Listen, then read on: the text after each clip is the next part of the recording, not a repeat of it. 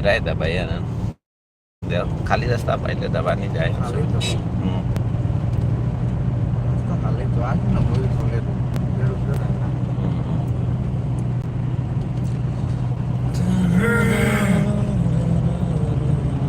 तेल बना अच्छा अपन जाओ के टूटने पड़े और उधर तो खाली जो जगार किनारे आई गए मैंने तो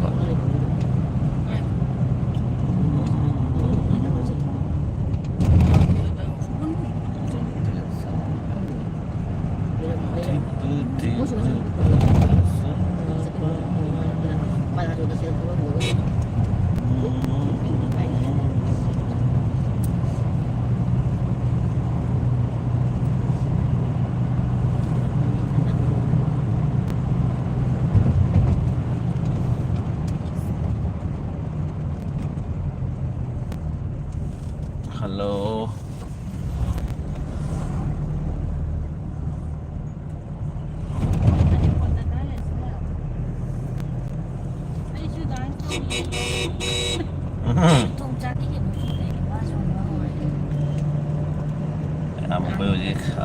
Kalingan stangang singgi dance program harley performance harley itu kita lihat di kalian tadi ada kan bypass tadi sih saya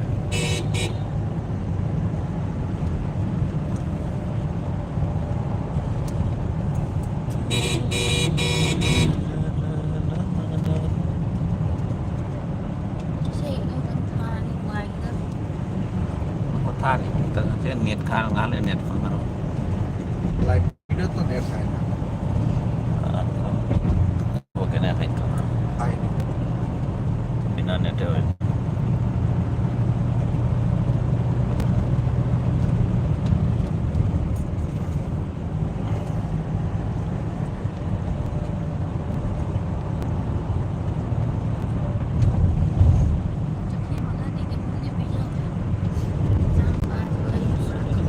garis yang full saya boleh gis saya mending datang sing na yan boleh ngusta ni chali siya mana chali siya ang sing program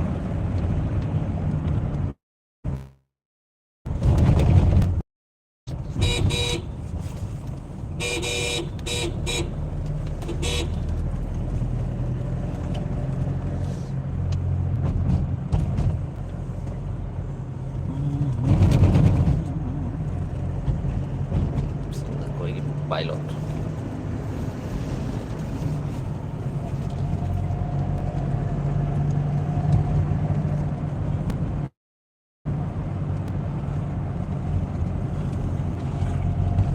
picnic matam jauh ya kaya na hana ini mah kayak ini hana di picnic matam nggak sih si matam nggak sih cuma kata cakna bani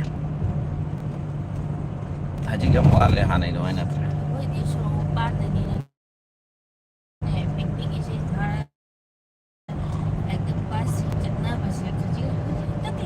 anda kerawat lihat ini kayak gini apa atau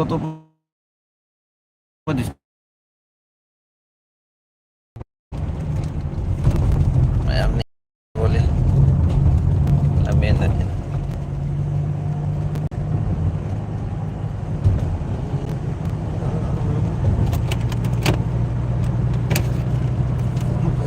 woi ini Sony bypass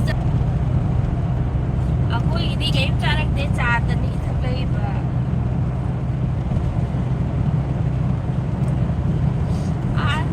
aduh nih Kailan di bypass mo ito re ini video ada ini game cara dia em đây chất chất bên chân cha jangan đi sa kayak kan kan ya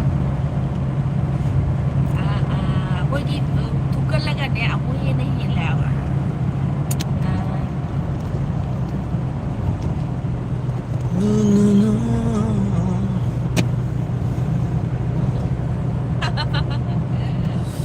Sikegi Guwahati 339 Sijalkot Kalingat 49 kilometer wale hilang di bypass lo ya sonda hilang di Cengau tuh eme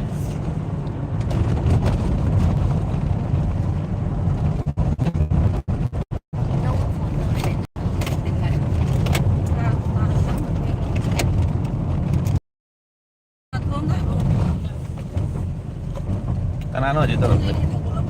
Pag kita mak kacang Wali pada tungda mangga nih. Kualitas.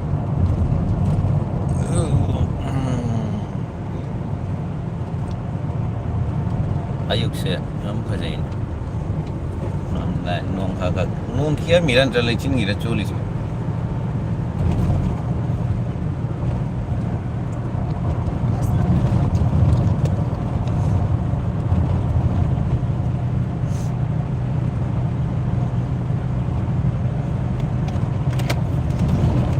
Mayam naliang dan lebih baik teman. lebih Agak cari. Karena ada tuh jam-jam Kange 80-90 tahu sih game kiam kan tahu tuh.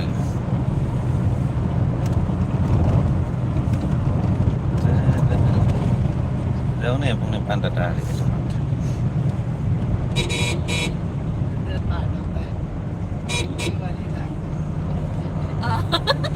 Guwahati jalan ke क्या Tengok गाड़ी से नहीं Tengok गाड़ी से Bayo marjina gari se thawar ba. Ai thawra ma laga Guwahati de hala subida laga hai रे ba. गाड़ी इस 120 उतार पर है गाड़ी को एक तो कापे है सुबह ने समय मंगल खांगला जिएंगे तो मैंने जिएंग ले 100 आई ना 120 ना सुबह 80 ते कापा हुआ है ना इन्हें करेगा समझे लोग गाड़ी तो मर पूजा होगा तो मम्मा नहीं लो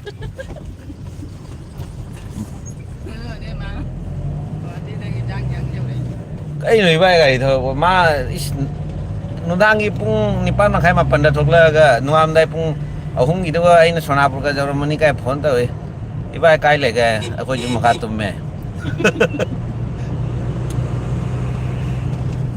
Tahu dia mai bukan ni ma thawi ga ma break nete ale pai ma break suni nete Sigo madaga wala di mati dum mai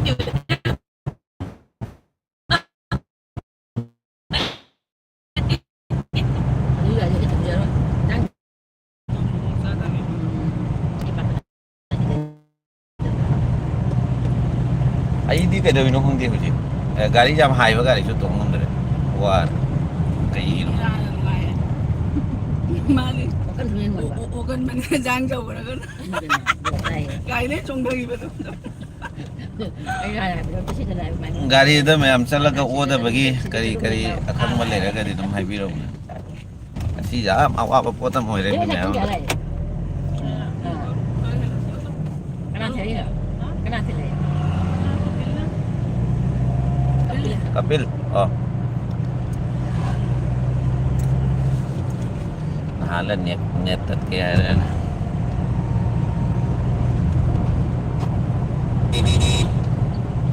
lahi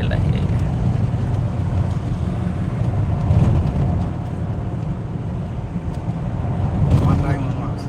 hmm Matai mas. Asa kago wala. আমি ঘুমাইছি না তো আজকে ঘুম ধরছে না Kene? সকাল 3টার সময় উঠিয়া এডিটিং করলাম Ojo tahu. না ঘুম ধরে না কিতা করেছে Kita boleh pura kita boleh. Kan cakap pakai speaker kau sini tadi nang khang ro nam chỉ mình sẽ là mình xem cái này là mình được ta rồi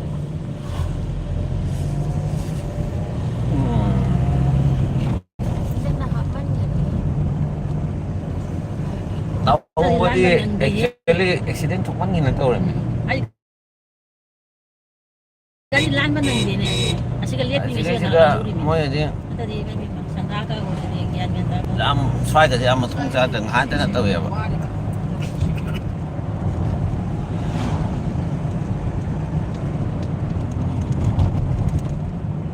Mo magino mo gari masin hang lagi bos. Ay kuan na ni. Lan mo ni cho pui dan. anh có năng lan về anh gari em tăng lấy thuốc về hôm nay bây giờ phần quỳ liệt về rồi làm gì này bị gái na cha Jadi silje da me kan gitu. anh chỉ cho tôi chỉ mình vô lan ngầm được Me kan gitu. Ka aku inok sa ko liping sa lan. Sehingga orang lo jangan begini. Sabi ko na. Bis madamang nga wala sa dali ko may madam juga. Sa dadagan pa ko. अलगापुर सब चल रहा है मैं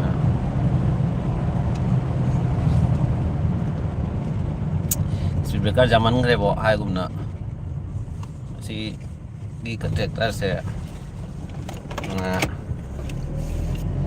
kaisum natra de akoina speed breaker am kha adu mafam ta ba karong da hapiu adu da hapiu da hai rodi is niyom na te ga kote ga main road se moina hapning ga di phangam ta hap se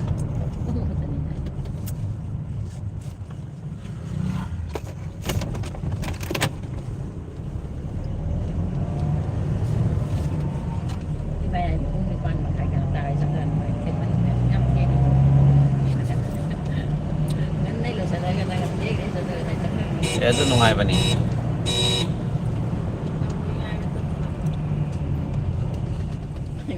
Sadar di mana ay wala yung gajah tahu pa.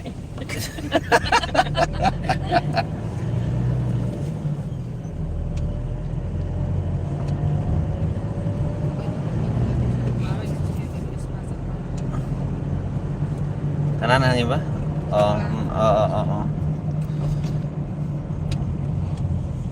ahing da bom thare charge te mare maski ne kis maski ne Oh. 12 ta ramina thare atan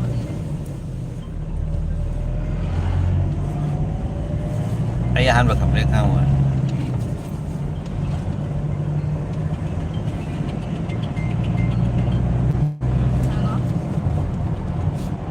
Wale ba? algapur Agak pulau tu. Pada ada tu. Ah.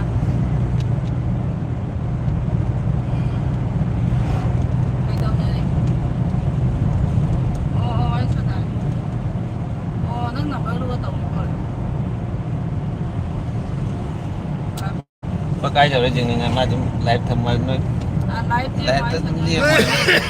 ma hanga thap na le sun na le jare ne Kahit ano. Hello? Kahit ano na. algapur thana jao ra algapur thana ne silan ba bazar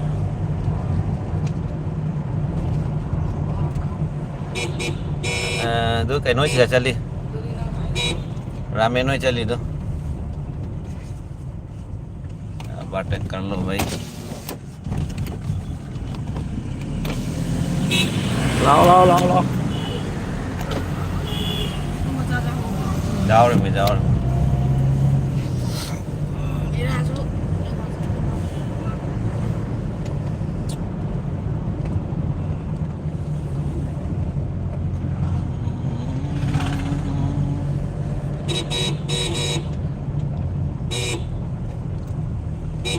silan bagai ini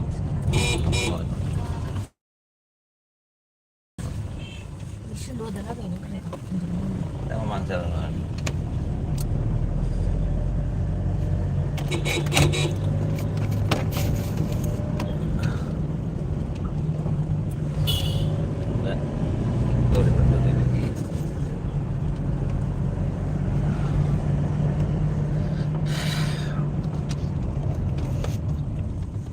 Mayam liang dan lebih baik tama thank you aduh net late tabagi mafam jauh ya sekali di network ngaroy mati ama aduh na live saya live salah ya noise salah ya mayam na support to lebih baik tama ngam kili tan thagat cari